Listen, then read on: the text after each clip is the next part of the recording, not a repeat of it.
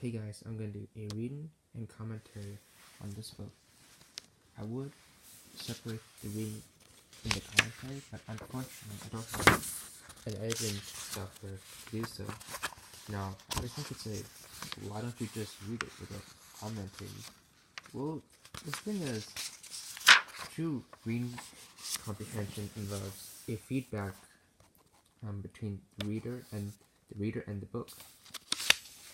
Like, a good book provokes thought. Like, if it does not provoke thought and you just read it straight without thinking about anything, then it's not really that good of a book, you know, see?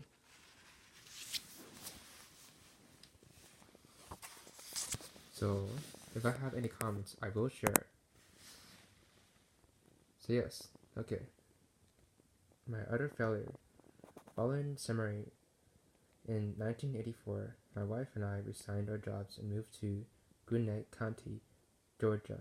I sensed very strongly that God had called me to be a tent maker, one who provides his own financial support through a secular job and helps start new churches free of charge.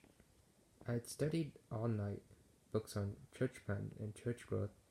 I dreamt great dreams of what I was going to do for God.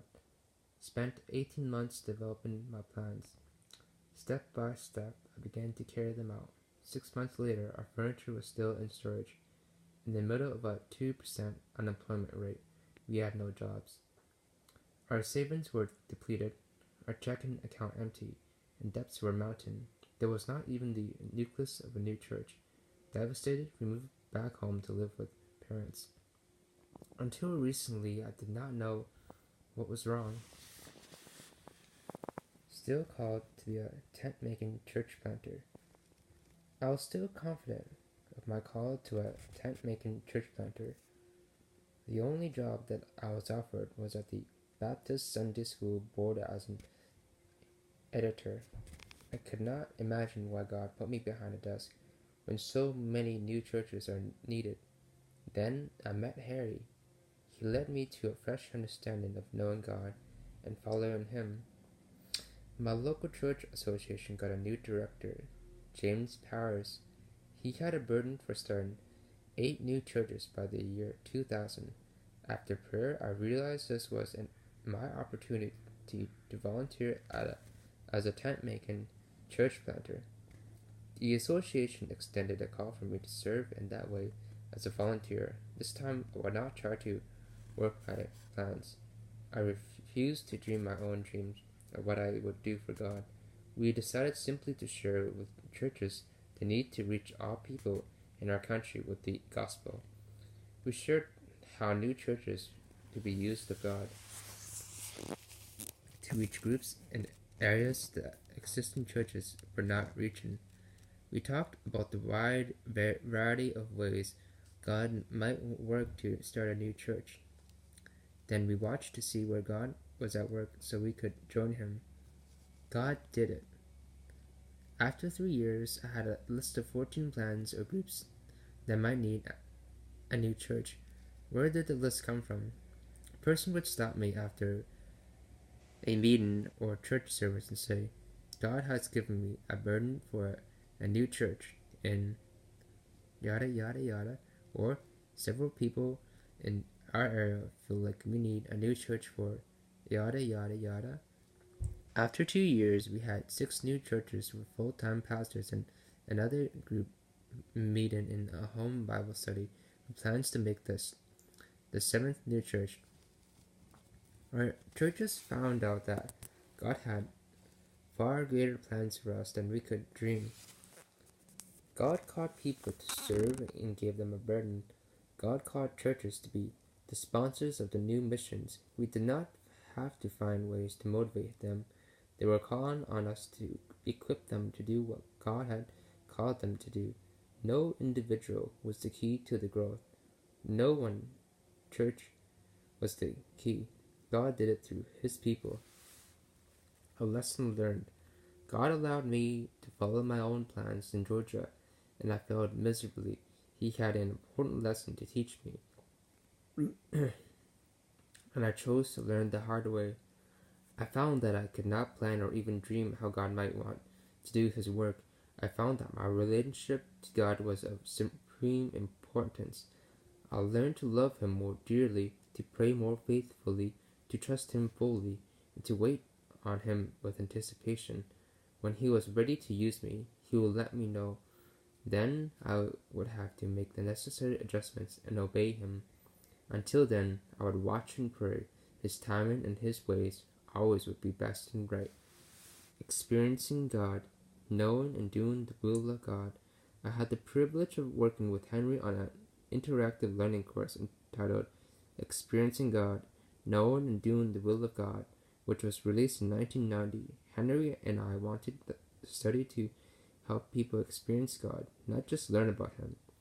That was the reason for the course title. We enlisted prayer warriors and prayer ministries across the country to pray for God to guide the development of the course.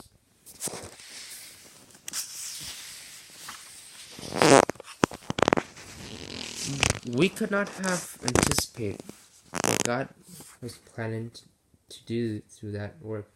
We began to hear of people from nearly every church, Christian denominations who were using the course in a small group studies. Some whole churches, both small and large, were using the study with their entire congregations. People were sending copies to friends and family all over the world. Groups of missionaries studied the course together and wrote to describe the spirit of revival and renewed sense of call to missions that they experienced. Churches began using the course for new Christians and even for church planting. Perhaps the most exciting testimonies we began to hear were from longtime Christians who said things like, I wish I had known these truths 40 years ago. My life and ministry would have been totally different. This is the most wonderful time in my Christian life. I never knew I could have an intimate and personal relationship with my Heavenly Father. My whole life and attitudes have changed since I began to study. I sensed God's call to missions or the ministry while I was studying, experiencing God. That is how God got me to the mission field. Our church is not the same church. It has come alive again. We have started 11 new ministries in the past year. This book you are reading is an outgrowth of that course. Because we saw God working so deeply in people's lives and churches, we wanted to share this message in a different format to make it available to as many people as possible. We have reorganized some of the content for this format, and we have attempted to answer questions and give further explanation and illustrations to help your understanding of the message. After reading this book, you may want to consider going through the interactive study course in a small group as a tool to help you make practical application to your life and your church. A new walk of faith required. In the summer of 1992, Henry, that's a bit of a, alright, the video's almost over, so I guess I can do some commentary. Let's see, looking pretty good so far, yeah. Almost finished the preface, and hopefully, it does what it's advertised to do, like, help me to experience more of God, help my church to experience more of God, have a revival, let's see,